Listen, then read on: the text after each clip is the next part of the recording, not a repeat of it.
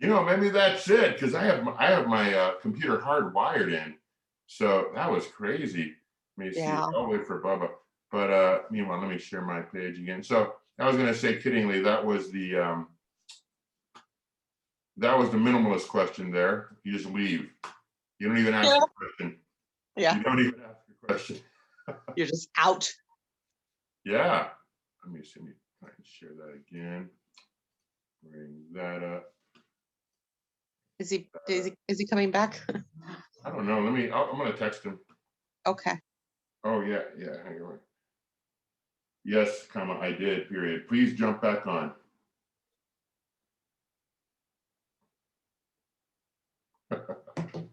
That's funny. Oh, cool. Is he, let's see. Oh, yeah, when everything looks like that all spread out. I'll just leave it right here and we'll go back to my Nana. Okay. There we go. Like when you say scaffolding, you mean like it's like a landscaping word. You mean like to scale up a question, or you mean stacking a question? Yeah, scaling up. Starting with something that's easier, really fun-loving question, that is, well, for example, like if I were going to talk about nutrition, let's say, with a group of Yeah. people, and the importance of nutrition and how important it is to take care of our body, I could start right there. That would be a very traditional way to start. Nothing wrong with it. Or I could Yeah. start more aggressive, like if we don't eat healthy, we're all going to die. Yeah. That both those approaches don't exactly invite the other person in, Right. unless they're totally ready for it at the right Yeah. time in their life. Then okay, then anything will work almost. Yeah. So instead, I start with a question like, "Does pineapple belong on pizza?" Oh, yeah. And so then people are like, they're first of all, and I set it up. I got a big question for you. Will you pay attention? Does pineapple belong on pizza? And boom, people have very strong ideas on whether pineapple belongs on pizza, and if it does there need to be a jalapeno in there too? Yeah. Hey, Bubba, sorry, yeah. So I was telling Melinda that was my attempt at a new kind of question, a new kind of relationship thing. I just leave and I see what happens. No, I'm just kidding. Oh. You No, got that was not the plan. Yeah, that was not the plan. A good old internet kind of just needed a break.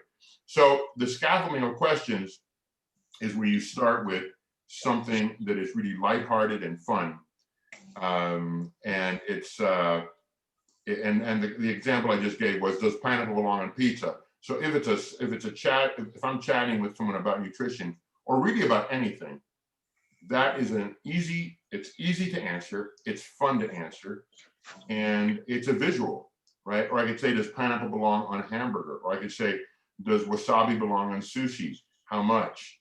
Does ginger belong on sushi? Does horseradish belong on prime rib?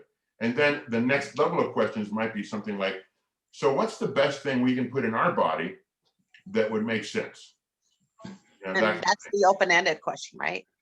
Right, it's both. So right now, the questions I'm using, I went from not open-ended, but the beginning of a scaffolding of questions, and then I ended up with an open-ended question. Okay. Yeah.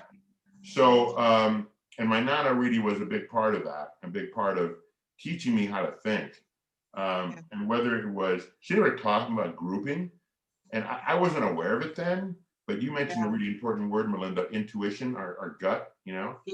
And I saw her do that a lot. Now that as I started thinking about it, she would take, she wasn't as subtle. She would sometimes take one of her sons into a room and have a conversation. And, and or go outside with someone. So there's that. And then going back to open-ended questions, let me just ask you both your opinion. What do you find important about open-ended questions? Do you like them? Are you a fan? I get a little nervous about open-ended questions. I like something more direct and specific, something that just kind of is generalized like that. I get confused about, well, how should I answer it? Because I have many ways to answer something. Rather, if they gear the question that's more tailored then I have a better way to answer it. If that makes sense. It does, absolutely. You're kind of referencing the idea that I think most of us are probably more comfortable with the known as Yeah. opposed to the unknown, right? I think we all kind of, not everyone, but we tend to seek more certainty than uncertainty. I Yeah. used to, and now I don't. I actually seek the unknown. I seek uncertainty, but I will be honest and transparent and say that, 20 years ago, I was not comfortable with. I would have responded much like you just did, Melinda. So Oh. I do get, and there's nothing wrong with that. Bubba, what about you? An open-ended question. What do you think, man? I don't know. It just seems like I've been asked open-ended questions like most of my life. So I kind of enjoy them because then it allows me to take the topic to different places.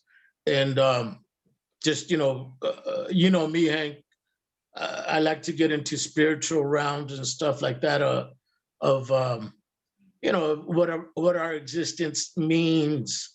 What does that person's existence in this reality mean to them?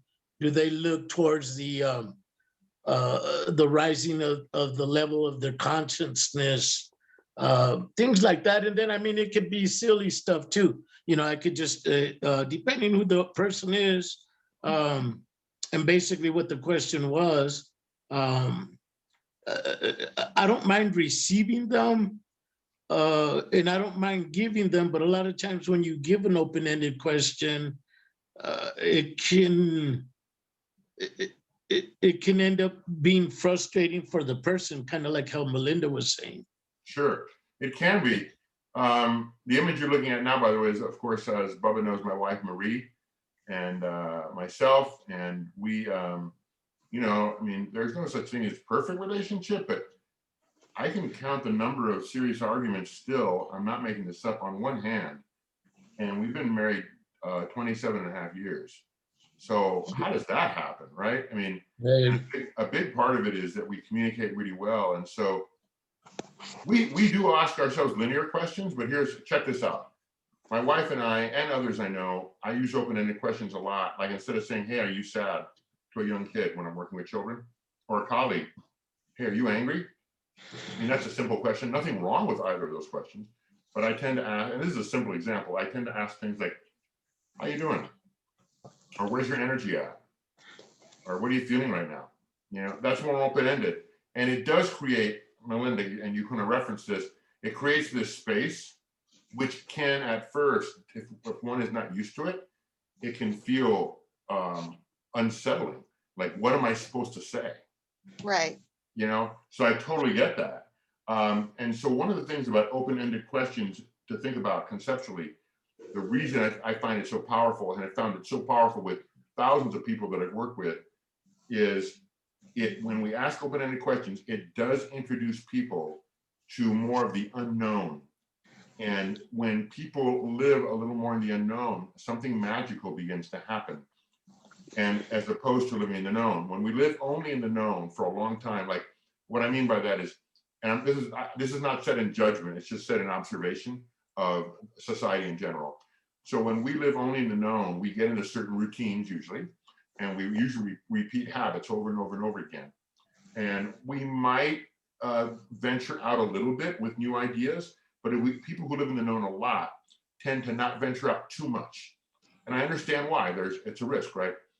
Unfortunately, living in the known leads to, or I should say, it can lead, I have seen it lead many times, to things like a little boredom or a little bit of complacency, sometimes even depression. And what I've been able to work, when I work with people a lot and organizations, I've been able to get them to kind of tune in to the openness of the unknown, which is actually where profound growth can happen. It can be scary. Like, I'm not saying that I wish upon everyone financial uncertainty. There's nothing fun about that, right? So I'm talking not really about that. Although any uncertainty can be looked at in a positive way, it just depends. So the thing with myself and Marie, my wife, and my partner, and best friend, it's it's been a journey of a lot of great questions. Like we sit down and we talk a lot. And when I'm talking to her, or in this case, my daughter, I've gotten really good at something that I used to really not be good at all, which is being a really good listener. If you'd asked me 25 years ago, are you a good listener, Enrique? I'd have been like, oh yeah, really good listener, right? And so what that meant to me was I would listen for the moment where I could Talk. talk. Yep. Or I was listening and then I had an idea and I was waiting for when I could share that idea for any opening. Right. You know, and I used to do that a lot. And then I started to ask myself better questions, and I just kept learning about taking, whether it's a brain course I'm taking now or what, I just kept learning. And I realized, oh, I'm really not a good listener. I'm not a good listener at all. And luckily my empathizer, you know, what I call one of my sage powers, Jedi powers, my empathizer was like, hey, it's okay, bud, you know, you can figure it out, as opposed to beating myself up. So the relationship I have with my daughter is, with my daughter, my son, and my wife, is really special. It's father and child, but it's also a colleague in many cases, and it's also friend. And so quite often when I'm speaking to them, thinking of relationship building, right, I will quite often say, hey, as your friend, or as your dad, or as your colleague, it's three very different spheres of existence. And with my daughter, I've had to learn not only to be present in my listening, and by that, you all know what I mean by that, right? Like I'm really listening. I'm not trying to enter the conversation. I'm just being in that moment listening. But in addition to that, and things like being authentic, with my daughter, she taught me how to be open, truly open to any response or any question, whichever side of the coin I was on. And because of my daughter's incredible journey of healing, it's a powerful story. I don't have time to tell much of it right now, and I do have her permission.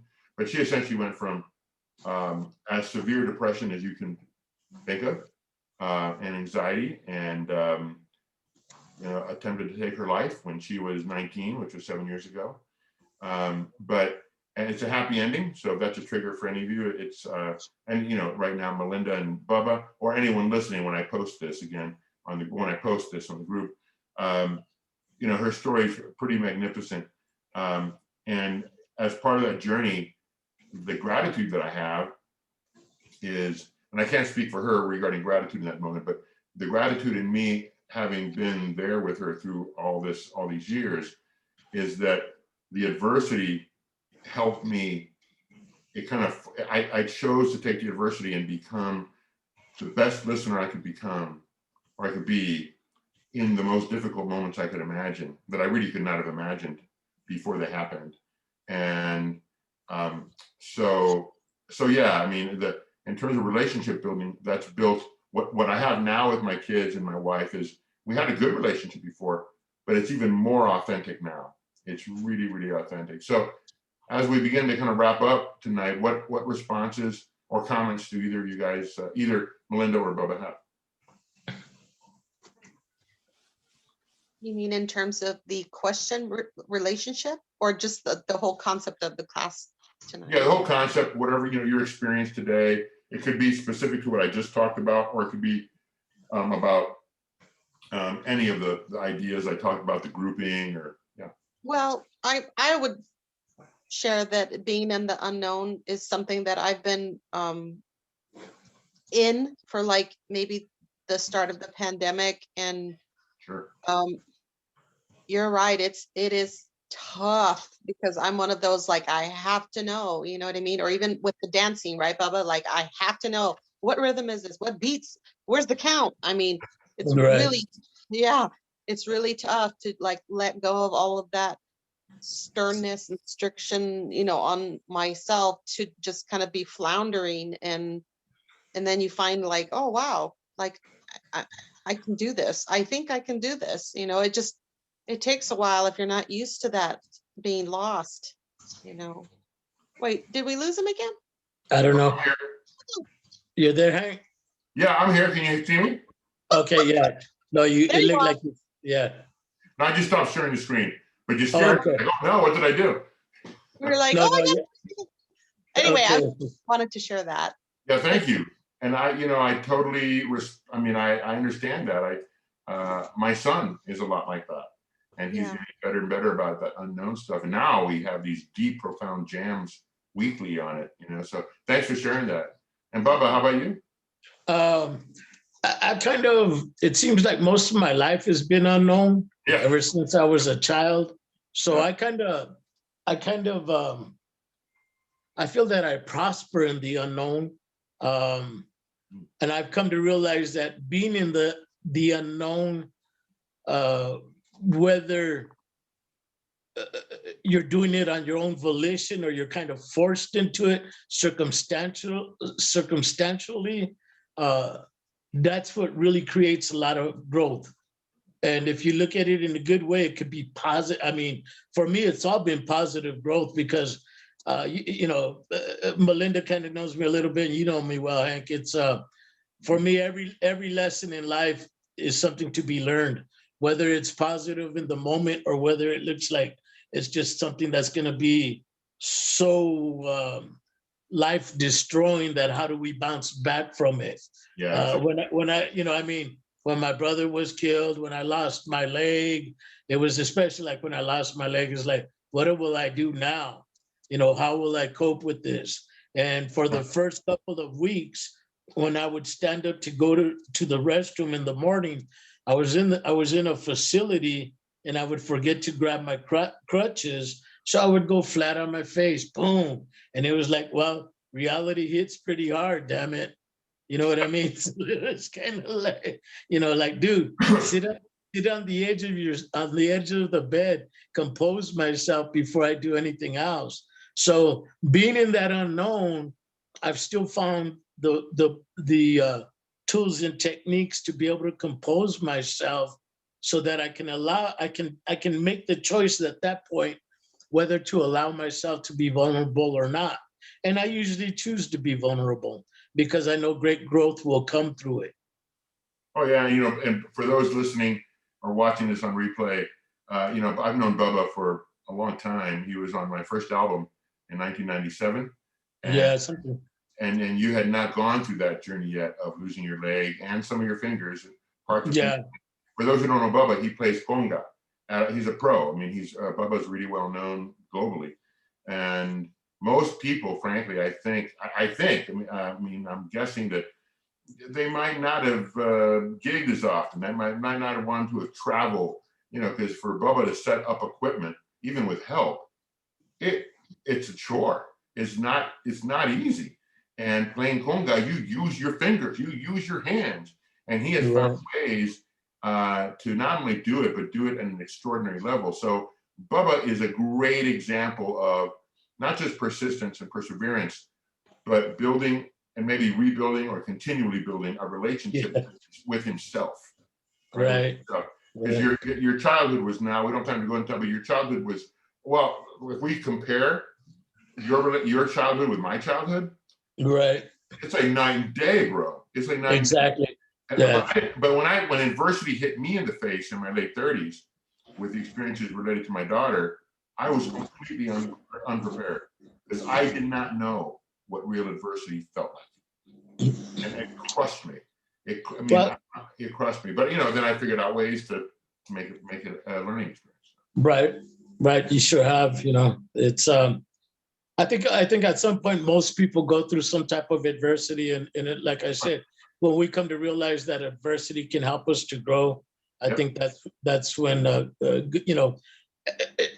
everything has a positive aspect to it. Whatever it is, the loss of your mom, who was a wonderful lady. I mean, I miss her dearly. I can't imagine how you miss her. And I only knew her for a little while, man, and I had some excellent conversations with her, bro. And she was probably, my experiences of being pronounced dead all these times too. Your mom was probably one of the closest thing to unconditional love here in our human walk on earth, because it really doesn't exist here. When you guys get to go to that other side, you'll understand what I mean. But I mean, I'm not wishing that upon anybody, bro. But anyways, yeah, everything's good, man. Yeah, no, everything is good. I'm at peace, and we left nothing unsaid between us. So Right on, man. That's the most beautiful part, bro. I have no regret, and I was there with her near the very end, and I looked at her and said, are you afraid? And she looked at me and whispered, no. And I said, no matter what happens, right, Mom, you know everything's going to be okay. And she didn't say anything. She just nodded her head with a smile. So yeah, you're right. What she actually taught me when I talk about my mom, the exact words that you just said come out of my mouth: unconditional love. Yeah, and I strive for that, especially with people who maybe have done me harm. It's easy to love people that exactly, bro. Yeah, exactly. That it's hard to love the ones that have trespassed against us. I never shared this with you, Hank, but in the conversations I did have with your mom, she was always so interested in my experiences when I was pronounced dead. So some of the times she was at the Crooked Tooth and I sat with her and your dad, or sometimes just with her. That was the topic of conversations he always wanted to delve into. Oh, Bubba, I want to talk to some more about that with you. Oh, Bubba, I want to do this. And I knew, and I asked her, Doña Vicky, are you okay? And she says, this existence comes to an end for all of us, Bubba. I said, yeah, I know, I realize that. Yeah. She was preparing a few years ago, bro. I could see it in her in a beautiful way. Yeah, I could too. Exactly, bro. Well, hey, we'll wrap it up here. This has been a really cool hang with both of you. And, right on. And thanks. Because I could have delivered this to just the virtual world if I needed to, but it's so much nicer to have actual human beings in the room with me, and not just for me, for all of us, and for all those seeing the replay. So once I get this up, once I get this transferred to YouTube, I'll have it up by tomorrow. But feel free to. I'll ask both of you. Think about. We're getting a lot of great energy and response in this group. I'm afraid I've announced it, but the group's going to be free forever. So I changed my mind. Yeah. So invite anyone who you might think would be helped in some way by this group. But anyway, have a great night and peace to both of you. Right on. Thank you, Hank. Good night, Melinda. Good night, Bubba.